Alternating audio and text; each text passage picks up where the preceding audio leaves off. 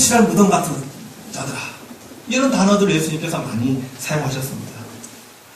예수님께서 사람을 향해서 특별히 이 바리새인이나 또 유대인들이나 또 외식하는 사람들을 향해서 예수님께서 독사의 자식들아, 해칠할 무덤 같은 자들아, 이런 단어들을 쓰셨을 때에 왜 예수님께서 이런 표현들을 쓰셨을까 하는 것입니다.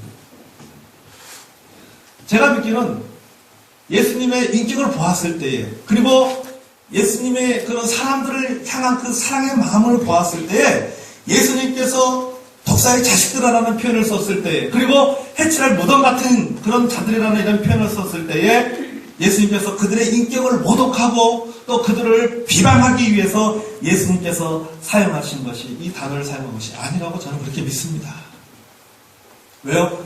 예수님의 마음속에는 예수님은 사랑의 마음을 갖고 있기 때문에, 예수님께서 그들이 비록 바리새인이지만은, 그들이 비록 외식하는 자들이지만은 예수님의 마음속에는 동일하게 사랑으로 품어야 될 사람이기 때문에 예수님께서 그들 향해서 독사의 자식들이라고 표현을 했지만은, 그러나 그 독사의 자식들이라고 하는 그 표현 속에는 그들이 하나님의 자녀로서 다시금 돌아오기를 간절히 바라는 그런 마음이 들어있다는 사실입니다.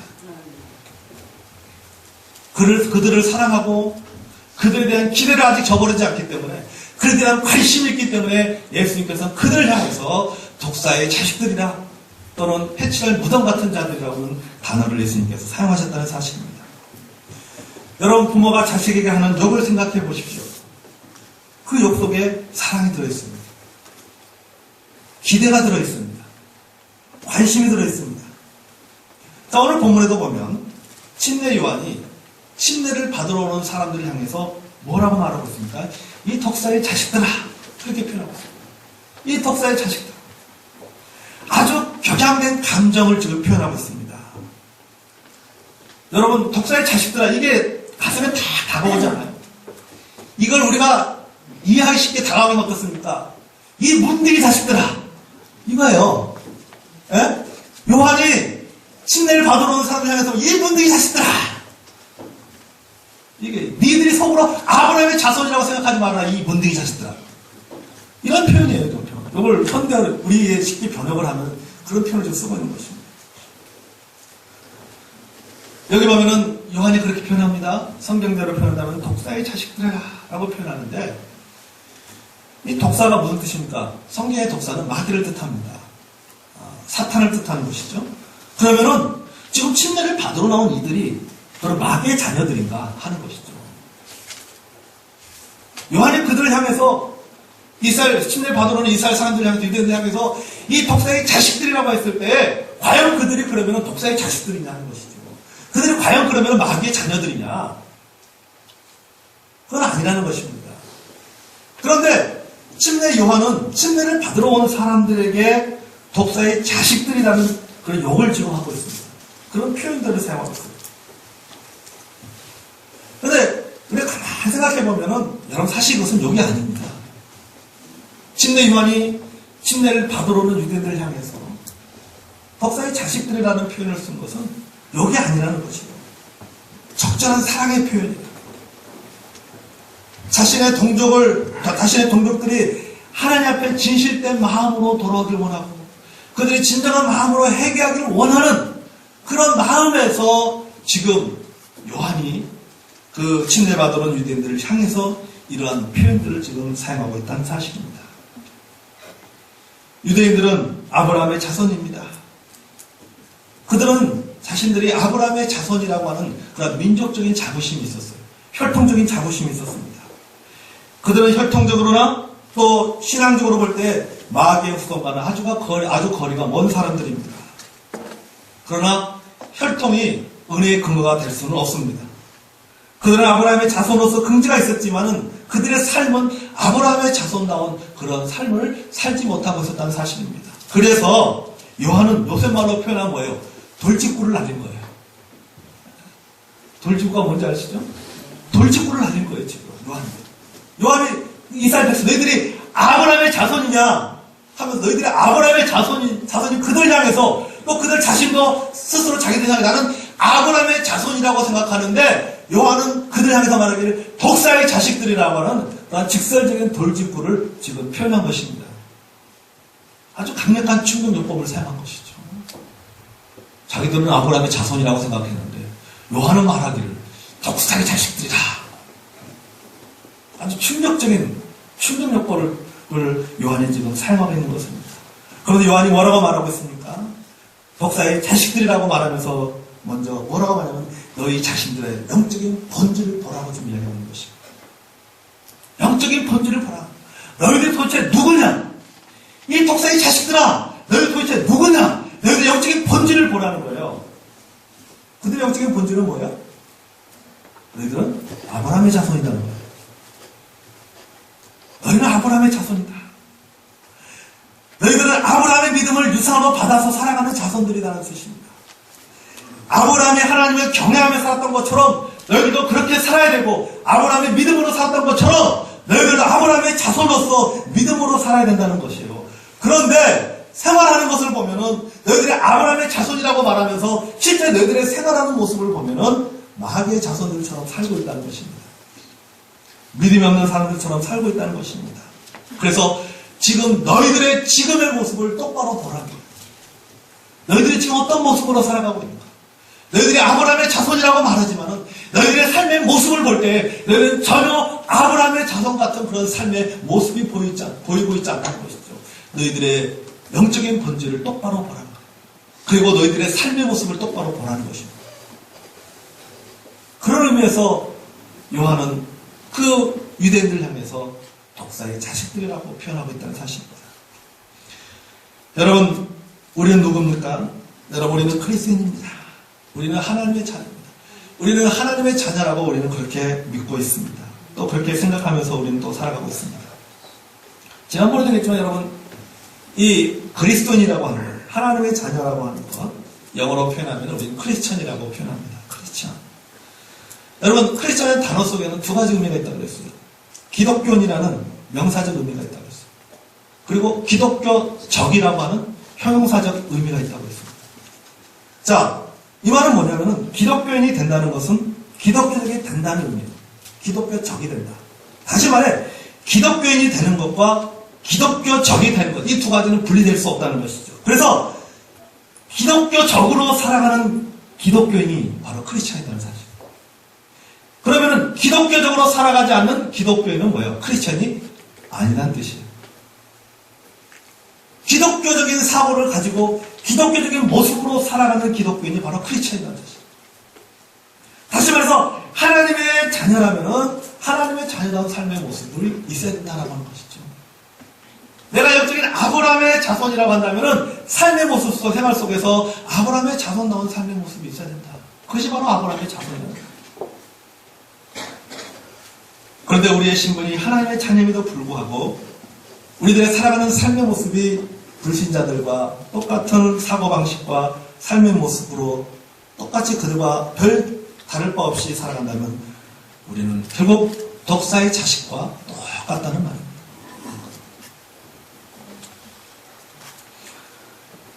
아까 우리 그 목자 모여서 그런 거 있어요. 가장 영적인 그리스도인은 어떤 그리스도인이냐?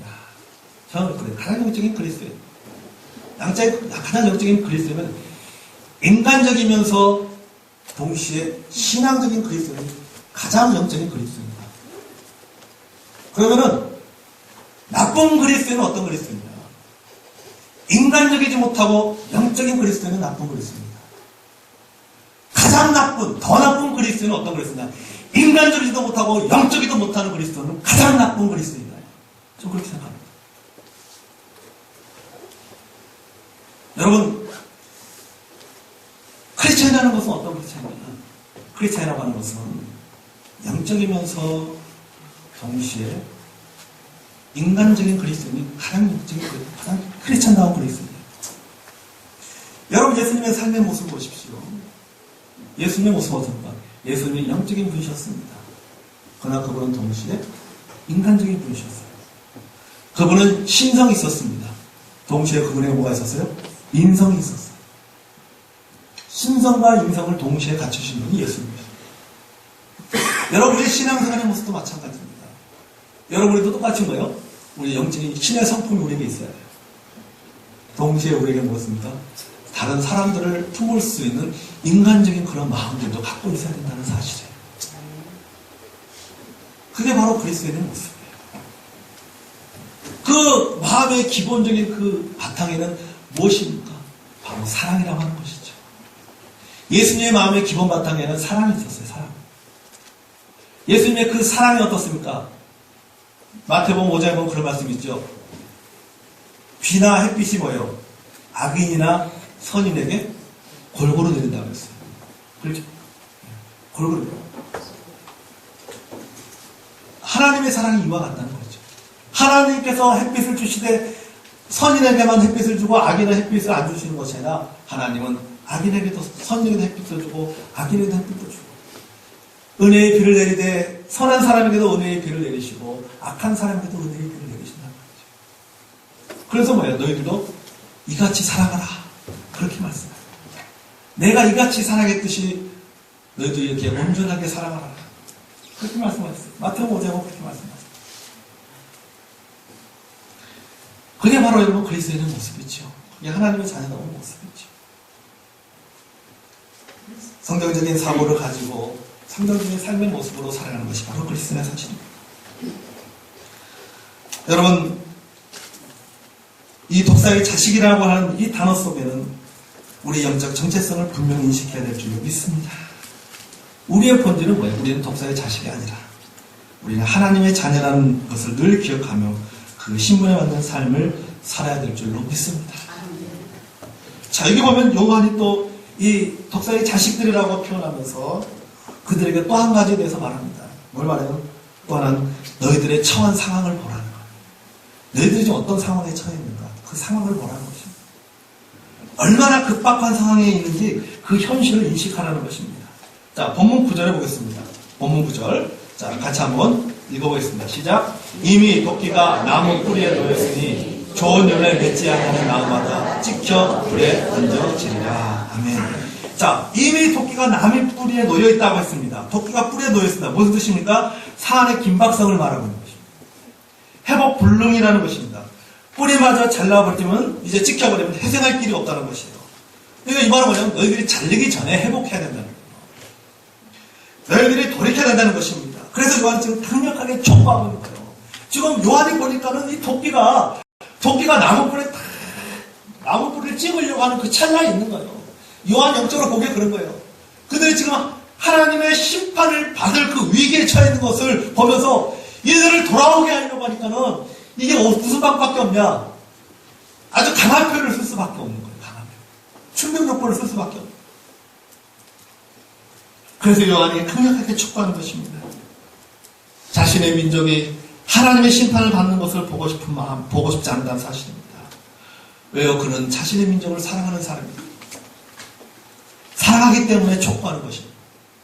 사랑하기 때문에 강력하게 권면하는 것입니다. 내가 너희들을 사랑한다. 너희가 하나님의 심판을 받는 것을 원하지 않는다 말이지. 내가 너희들을 사랑한다. 독사의 자식들아.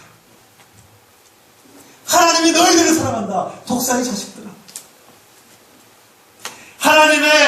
하나님의 심판이 있기 전에 너희들이 돌아오라. 하나님의 은혜는 아직도 너희들을 기다리고 있다.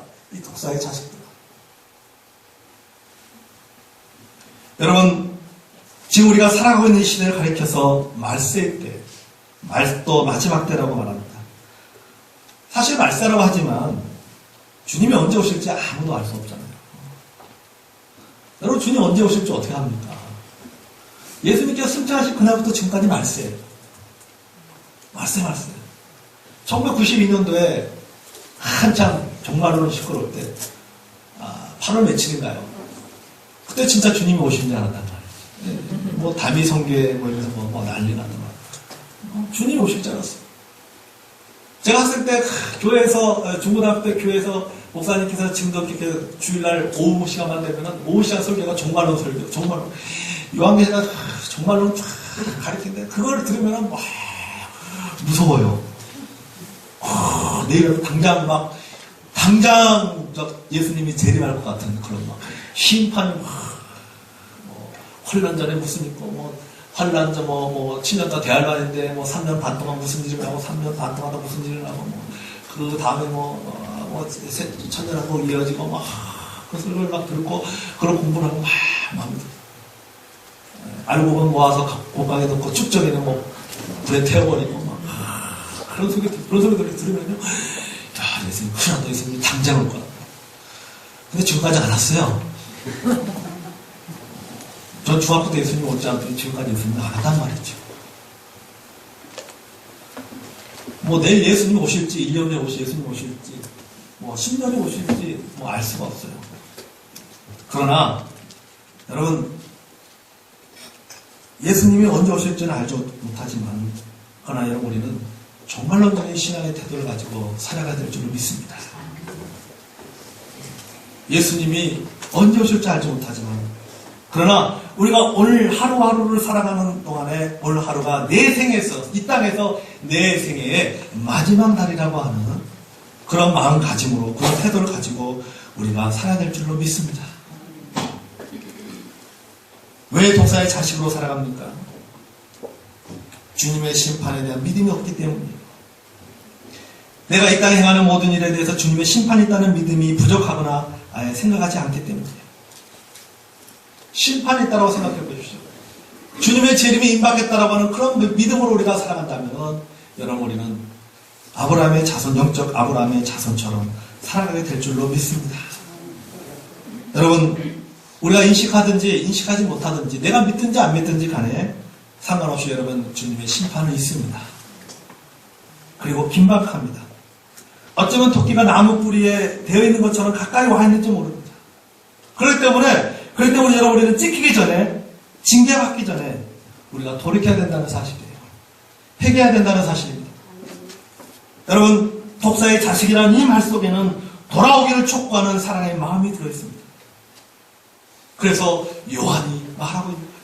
독사의 자식들아, 너희들이 제발 돌아와라. 하나님의 심판이 있기 전에, 하나님의 징계를 받기 전에 돌아오라고 지금 촉구하고 있다는 사실입니다.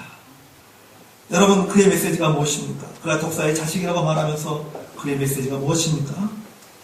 본문에 보면은 이제 10절부터 나오죠. 무리가 물어야 되되 그럼 우리가 무엇을 하리까? 대답하되 이르되 옷 두 벌 있는 자는 옷 없는 자에게 나눠줄 것이요 먹을 것이 있는 자는 그렇게 할 것이니 하고 세리들도 침례를 받고자 해 와서 이르되 선생님이여 우리는 무엇을 하리까 하며 이르되 부가든 것 외에는 거두지 말라 하고 군인들에게 물으되 우리는 무엇을 하리까 하며 이르되 사람에게서 강탈하지 말며 거짓으로 고발하지 말며 받은 금료를 촉한 줄로 알라 하니라. 그렇게 말씀하셨어요. 자, 여기 보면요, 이 요한이 던지는 그 메시지 내용, 이 메시지の내용이 뭐냐? 아주 복잡한 것이 아니에요. 아주 어려운 내용이 아니에요. 새로운 내용이 아닙니다. 그들이 너무나도 잘 알고 있는 내용이에요. 한마디로 말은 뭐예요? 기본으로 돌아오는 거예요. 기본으로 돌아와라. 기본으로 돌아와라는 거예요. 정직하게 살면서 기본의 도리를 지키라는 거예요. 너희들이 지켜야 될 기본의 도리를 지키라는 거예요. 여러분 보세요. 자, 본문 11절 우리 다시 한번 읽을까요? 자, 본문 11절 다시 한번 읽을게요. 시작. 잘 보세요. 시작. 대답하여 이르되 옷 두 벌 있는 자는 옷 없는 자에게 나눠줄 것이요 먹을 것이 있는 자도 그렇게 할 것이니라 하고 세리들도 침례를 받고자 하여 와서 이르되 선생이여 우리는 무엇을 하리까 하며 이르되 부가던 것 외에는 거두지 말라 하고 군인들이 물어 이르되 우리는 무엇을 하리까 하며 이르되 사람에게서 강탈하지 말며 거짓으로 고발하지 말고 받은 긍휼을 촉한 줄로 알라 하니라. 아멘. 그럼 뭐예요? 옷 두 벌 있는 자는 뭐예요? 없는 자에게 나눠주라는 거예요. 아니, 옷 한 벌이 있으면 나눠줄 게 없잖아요. 근데 이게 뭐라고? 옷 두 벌 있지 않느냐?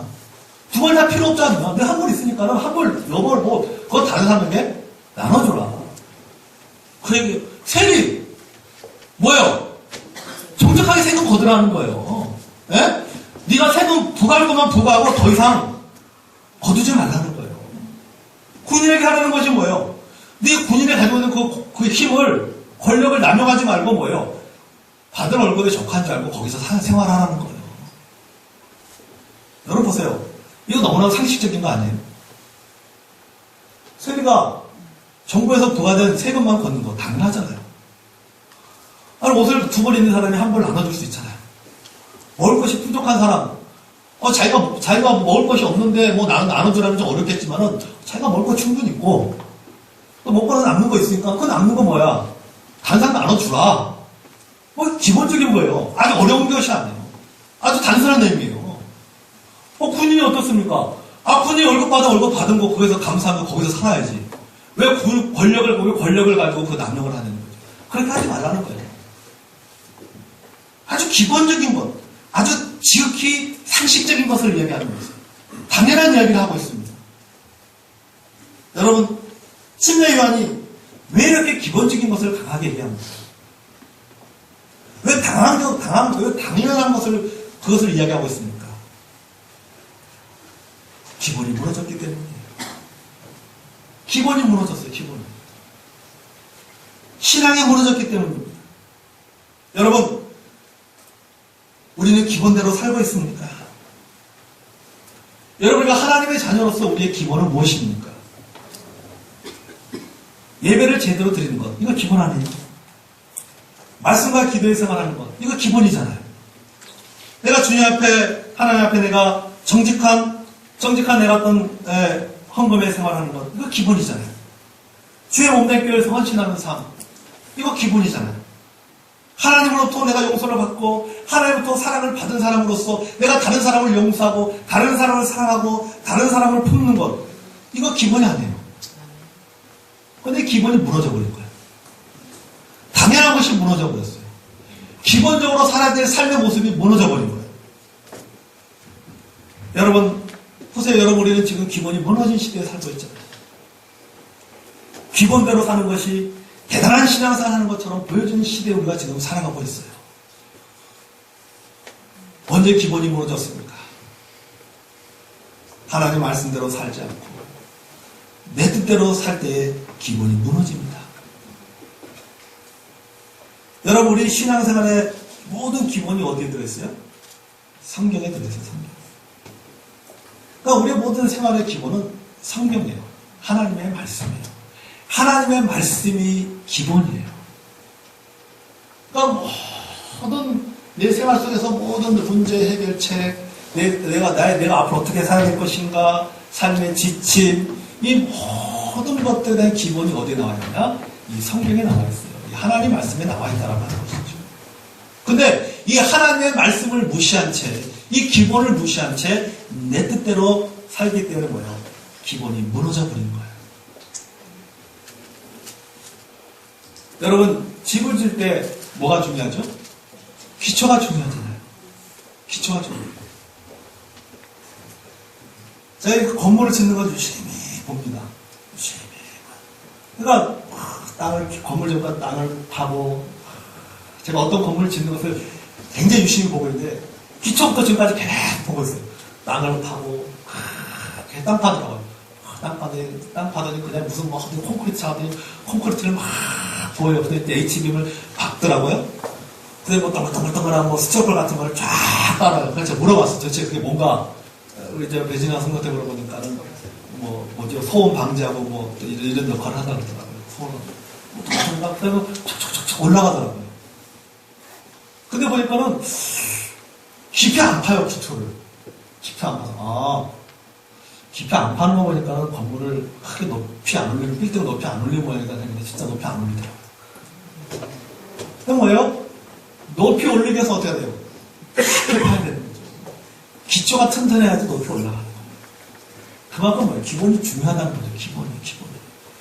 그러니까 기본이 없이 집을 지으면 무너집니다. 다시 말해서 우리의 신앙생활도 마찬가지예요. 신앙의 기본이 없이 쌓여지는 신앙생활은 무너지게 되어 있다는 거예요. 바람이 불면, 태풍이 바람이 불고 비가 내리면 마태복음 7장의 말씀처럼 봐요. 반석 위에 세우지 않는 집은 무너지는 것처럼 기초가 든든하게 세워지지 않는 그 신앙의 집은 무너질 수밖에 없어요. 기본이 바로 서야 돼요. 기본이 무너질 때 마치 토끼가 나무 뿌리에 놓이듯이 하나님의 징계가 임하게 된다는 사실입니다. 사랑하는 성도 여러분, 돌아가야 된다는 것입니다. 어디로 돌아가야 되냐? 기본으로 돌아가야 된다. 침례 요한은 말합니다. 너희가 장차 올 하나님의 진노를 피하는 길은 하나밖에 없다. 그것은 뭐예요? 회개하는 것이다. 다시 말해 뭐예요? 기본으로 돌아가는 거예요. 그러니까 요한이 뭡니까? 너희들이 회개에 합당한 열매를 맺으라. 이 말이 뭡니까? 너희들이 기본으로 돌아가라. 이 말이에요. 너희들이 기본으로 돌아가라는 기본으로. 기본을 회복하고 기본적인 생활을 사는 것이 바로 회개다라는 사실이에요. 여러분, 우리 베이직 라이프, 이제 베스트 라이프라는 말을 들은 적이 있습니다. 기본적인 삶이 최상의 삶이다. 그러니까 제자원에서 가장 많이 강조한 단어가 이거예요. 베이직 라이프, 이제 베스트 라이프다. 기본적인 삶을 사는 것이 최상의 삶이다. 최고로 좋은 삶이다. 기본적인 삶만 잘 살아도 성공적인 신앙을 할 수 있다는 거죠. 우리는 하나님의 축복을 구합니다. 하나님 축복해 주십시오. 하나님 성공할 수 있도록 해주십시오. 행복하게 살게 해주세요. 만사형통하게 해주세요. 여러분, 우리가 하나님의 축복을 구하지 않아도, 형통을 구하지 않아도 기본적인 태도를 가지고 신앙생활하면 축복이 옵니다. 형통이 옵니다. 행복해집니다. 근데 우리는 뭐예요? 이 기본을 무시하고 뭔가 다른 것을 통해서 행복을 추구하려고 한다는 사실. 여러분, 기본이 무엇이라고 생각합니까? 그것은 행동이 아닙니다. 가장 기본은 태도예요. 태도. 자세입니다. 우리가 기본으로 돌아간다고 하는 것은 신앙생활의 어떤 폼이라든지 행동을 보여주는 것이 아니라 태도를 발휘하는 거예요. 태도를. 하나님에 대한 태도, 말씀에 대한 태도, 하나님의 말씀에 대한 순종의 태도를 갖는 것입니다. 오늘 본문에도 보면은 침례인이 사람들에게 말하고자 하는 의도가 무엇입니까? 나눠주라. 부당하게 세금을 징수하지 말라. 월급에 만족하라고 이렇게 말하지만은 그 중심에는 뭘 말하고 있는 것입니까? 태도를 말하고 있는 거예요. 태도. 너희들의 태도가 교정이 되어야 된다는 것이죠. 하나님의 자녀다운 태도. 하나님의 자녀다운 태도를 말하고 있는 것입니다. 하나님의 자녀로서 하나님의 말씀에 순종하고자 하는 그런 태도를 가지라는 거예요. 그런 태도를 가질 때 뭐합니까? 행동이 나타나게 되겠죠. 그죠? 여러분, 행동 눈에 보입니다. 태도가 바뀌어야지 행동이 바뀌는 거예요. 태도가 바뀌지 않으면 행동이 바뀌지 않습니다. 결국 기본은 뭐야? 기본은 결국 태도의 태도. 그 기본으로 돌아간다는 것은 태도를 고치는 것입니다. 하나님이 기뻐하는 태도를 가지고 살아가겠다는 거예요. 하나님의 말씀에, 하나님께서 어떻게 말씀하시는 간에 내가 그 말씀에 순종하고자 하는 태도를 가지고 살아가는 게, 그게 바로 기본으로 돌아가는 거예요. 바른 태도가 바른 행동을 낳습니다. 순종하는 태도가 순종의 결과를 낳습니다. 하나님의 자녀다운 태도가 곧 하나님의 자녀다운 신앙의 열매를 맺는 것입니다. 우리가 흔히 사람이나 조직이나 할 것 없이 문제가 생기면, 또는 어떤 조직에 있어서 어떤 조직이나 사람의 어떤 문제가 생기고 어떤 성장이 멈추면은 그 해결책을 어디에 찾습니까? 대부분은 그 해결책을 어디에 찾냐? 기본에서 찾습니다. 그래서 보면 많이 들어요. 기본으로 돌아가자. 그런 얘기 많이 합니다. 기업들도 보면은 뭡니까? 우리가 기본으로 돌아가자. 우리가 이 해결책을 우리가 기본으로 찾아야 된단 말이죠. 기본으로 돌아가자. 기본으로 돌아가자는 게 뭐예요? 원래 자리로 돌아가자는 거죠. 원래 처음에 가졌던 그 첫사랑으로 돌아가자는 거예요. 처음 행위로 돌아가자는 거예요. 처음 태도를 갖자는 겁니다. 자, 오늘날 한국교회나 성도들이 문제가 많다고 얘기합니다. 그러면서 영적 각성에 대해서 많이 얘기합니다. 영적으로 그냥 각성이다 이런 얘기를 참 많이 합니다. 영적 각성의 가장 중요한 모토가 무엇인지 아십니까? 백투더 바이블이에요. 뭐예요? 성경으로 돌아가자. 이게 영적 각성의 모토예요. 성경으로 돌아가자, 성경으로. 왜? 성경의 모든 것이 다 있다. 성경이 기본이기 때문에 기본으로 돌아가자는 의미는 바로 성경으로 돌아가자는 거예요. 성경으로 돌아가야지만이 기본으로 돌아가는 것입니다. 기본으로 돌아가는 것이 영적 각성이고 기본으로 돌아갈 때에 영적 부흥이 일어난다는 사실입니다. 여러분, 우리는 기본이 되어 있습니까? 우리는 성경적인 태도를 가지고 살아가고 있습니다. 여러분들도 기본으로 돌아가야 됩니다. 말씀으로. 우리가 살면서 우리가 경험하게 된 모든 문제들의 해결책을 우리가 어디서 찾습니까? 이 성경을 통해서, 말씀을 통해서 찾아야 돼요. 신앙생활을 오래 한 사람들의 가장 큰 문제점이 뭐냐면 말씀 속에서 해결책을 찾으려고 하는 것, 자신의 경험 속에서 해결책을 찾으려고 해요. 이게 문제예요. 이게 신앙생활을 오래 한 사람들의 가장 큰 문제예요.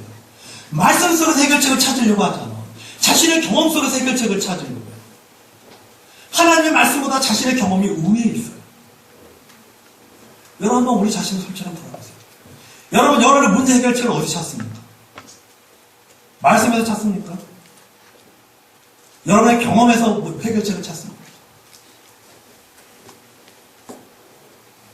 우리는 모든 문제, 그것이 교회 문제든지 개인의 문제든지 가정의 문제든 간에 그 해결책을 어디 찾냐면 말씀에서 찾아야 돼요. 하나님이 뭐라고 말씀하십니까? 성경이 나에게 뭐라고 말씀하십니까? 이 문제에 대해서 성경은 어떻게 이야기하고 있는가? 거기서 우리가 해결책을 찾아야 됩니다.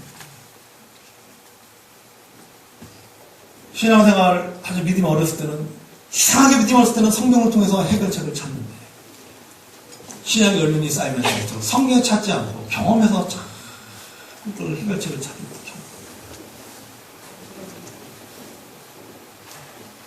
여러분, Back to the Bible, 성경으로 돌아가야 돼요. 기본으로 돌아가야 돼요. 그게 바로 회개에 합당한 거예요. 여러분, 우리에게서 최고의 권위는 무엇입니까? 하나님의 말씀이 최고의 권위입니다. 최고의 권위. 그러니까 우리가 그것이 어떤 문제든지 간에 내 생활 속에 앞으로 어떤 진로에 대한 문제들도 우리가 어디서 찾아야 됩니까? 사람의 말을 통해서, 사람이 나에게 이야기해 주는 것을 통해서 찾는 것이 아니라 성경을 통해서 우리가 그 해결책을 찾아야 돼요. 성경을 통해서 내 진로를 발견해야 돼요. 야, 이런 일을 하면 잘 된다. 앞으로 이 진로를 이렇게 해야 된다. 앞으로 이렇게 선택을 해야 된다. 이게 중요한 것이 아니야. 사람들의 말에 귀 기울여 있어서 우리는 뭐예요? 우리는 성경에서 그걸 찾아야 돼요. 잠언 3장 5절 6절 너는 마음을 다해 여호와를 의뢰하고 내 명철을 의지하지 마라. 너는 범사에 그린자라. 그리하면 내 길을 지도하시리라. 하나님께서 우리의 길을 지도하신다.